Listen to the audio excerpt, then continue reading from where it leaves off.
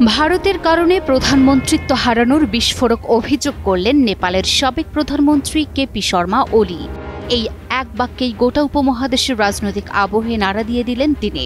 বহিরাগত হস্তক্ষেপ, আঞ্চলিক শক্তির প্রভাব এবং অভ্যন্তরীণ টানাপোড়েনের মাঝে ওলির এই মন্তব্য ফের একবার আলোচনার কেন্দ্রে নিয়ে এসেছে কাঠমান্ডুর কূটনৈতিক বাস্তবতাকে। তার এই অভিযোগের পর প্রশ্ন উঠছে, তাহলে কি নেপালের রাজনৈতিক ভাগ্য নির্ধারণে এখনো বড় ভূমিকা রাখছে দিল্লি? নেপালের রাজনীতিতে চলছে টান টান উত্তেজনা। জেন জিদের আন্দোলনের ঢেউয়ে ক্ষমতা হারিয়েছেন দেশটির চরম বিতর্কিত প্রধানমন্ত্রী কেপি শর্মা ওলি।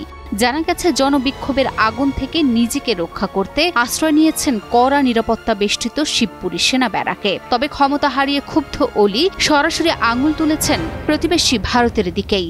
তার ভাষায়, দিল্লির চক্রান্তেই খোয়াতে হয়েছে প্রধানমন্ত্রীর চেয়ারে বসার অধিকার। তিনি বলেন, আমি ক্ষমতা হারিয়েছি কারণ অযোধ্যায় দেবতা রামের জন্ম হয়েছে এই দাবির বিরোধিতা করেছিলাম।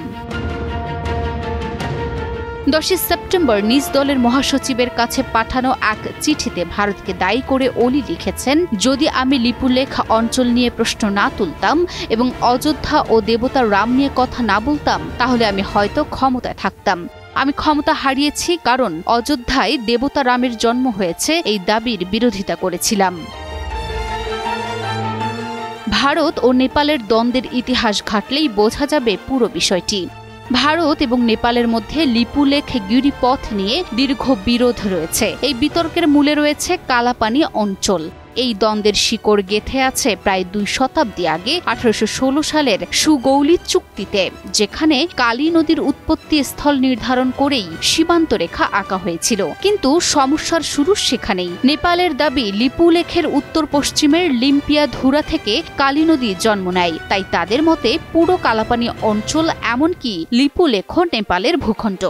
অন্যদিকে ভারতের যুক্তি, নদীর উৎসস্থল কালাপানি গ্রামের কাছেই, ফলে পুরো অঞ্চলটি ভারতের উত্তরাখণ্ড রাজ্যের অংশ।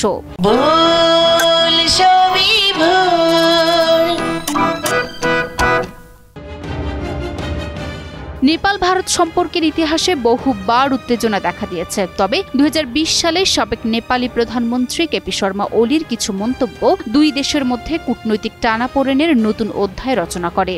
একদিকে তিনি জোর দিয়ে বলেন, মহাকালী নদীর পূর্ব দিকের লিম্পিয়া ধুরা, লিপুলেখ এবং কালাপানি এই 3 অঞ্চল নেপালের অবিচ্ছেদ্য অংশ। অন্যদিকে দাবি করেন, হিন্দু ধর্মের পবিত্র চরিত্র রাম ভারত নয়, বরং জন্মেছিলেন নেপালের বীরগঞ্জে।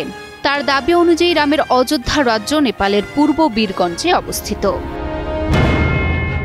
তার মধ্যে ভারতের সঙ্গে সীমান্ত বিরোধের মধ্যেই চীনকে ওলি জানান, এই বিতর্কিত ভূখণ্ড তাদেরই। ভূখণ্ড দাবি থেকে শুরু করে রামের জন্মস্থান বদলের মতো মন্তব্য, সব মিলিয়ে কেপি শর্মা ওলি মনে করেন তার উপর প্রতিশোধ নিয়েছে ভারত। উত্তপ্ত রাজনীতি, প্রতিবেশীকে দায়ী করার বিস্ফোরক অভিযোগ, সব মিলিয়ে দক্ষিণ এশিয়ার রাজনীতিতে এক নতুন উত্তেজনার নাম এখন নেপাল সংকট। Desk report, news 24।